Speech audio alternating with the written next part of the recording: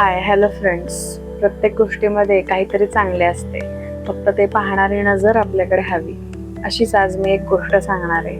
एका गावामध्ये एका माणसाकडे 2 मातीचे मडके होते. ते मडके तो रोज काठीला दोरीच्या साह्याने बांधून नदीवर पाणी आणायला जायचा. त्यातले एक मडके फुटलेले होते तर दुसरे मडके चांगले होते. चांगले मडके हे नदीपासून ते घरापर्यंत पूर्ण भरलेले असायचे. तडा गेलेले मडके होते ते घरी येईपर्यंत अर्धे झालेले असायचे. त्याला खूप वाईट वाटायचे. त्याला वाटायचे की आपण आपल्या मालकाला पाणी पूर्ण भरून देऊ शकत नाही. आपल्याला तडा गेला आहे.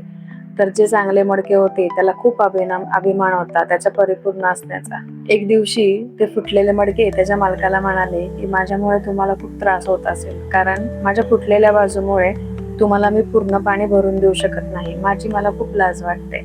तेव्हा तो मालक त्या मडक्याला म्हणाला, तू वाईट वाटून घेऊ नकोस. उद्या पाणी आणताना तू तुझ्या बाजूला असलेल्या झाडांना आणि फुलांकडे नीट लक्ष दे, तेव्हा तुला समजेल. दुसऱ्या दिवशी तो पाणी आणताना त्याच्या बाजूच्या झाडांकडे आणि फुलांकडे नीट पाहतो. तेव्हा तो मालक त्या मडक्याला म्हणतो, मला माहित होतं की तुझ्या बाजूला तडा गेला आहे, म्हणून त्या बाजूने मी फुलांच्या आणि झाडांच्या बिया रोवल्या होत्या. तू नकळत तुझ्या फुटलेल्या बाजूमुळे त्या झाडांना आणि रोपांना पाणी देत होतास.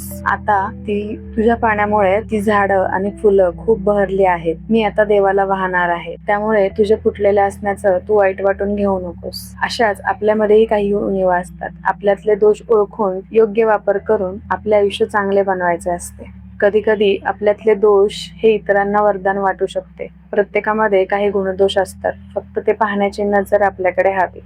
अशा प्रकारचे व्हिडिओ पाहण्यासाठी सबस्क्राईब आणि फॉलो करा.